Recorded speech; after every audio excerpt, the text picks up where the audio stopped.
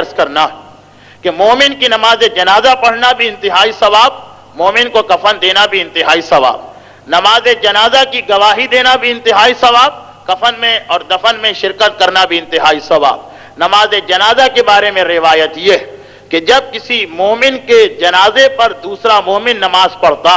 तो नमाज पढ़ने वाले का जब इंतकाल होगा 70,000 मासूम फरिश्ते आकर इसके जनाजे पे नमाज पढ़ेंगे। और ये याद रखिए कि 70,000 फरिश्ते जब नमाज पढ़ेंगे तो नमाज में एक मरतबा ये दुआ भी की जाती है कि खुदावंदा फ़इन काना मुहसिनन फज़िद फ़ी एहसानिही व इन काना मुसीयन फ़तजावज़ अन्हु। बारे इलाहा, मरने वाला अगर नेक है तो इसकी नेकियों में इजाफा फरमा, और अगर गुनाहगार है तो उसके गुनाहों को माफ कर दे। 70,000 फरिश्ते जिसके बारे में ये कहें कि उसके गुनाहों को माफ कर दे, भला किस तरह से वो अज़ाब खुदा का निशाना बन सकता। तो ये कैसे सआदत हमको मिल सकती है अगर हम दूसरे मोमिन की नमाज जनाजा पढ़ें। और रिवायत ये कि जो किसी के लिए कफन का इंतजाम करता है, कयामत के मैदान में हर एक बेलिबास उठ सकता है, मगर वो अपने लिबास को इस कफन को पहन के उठेगा जो उसने किसी दूसरे के लिए मुहैया किया। तो अब एक मोमिन के नमाज जनाजा और कफन का इंतजाम करने का इतना एहतिमाम है,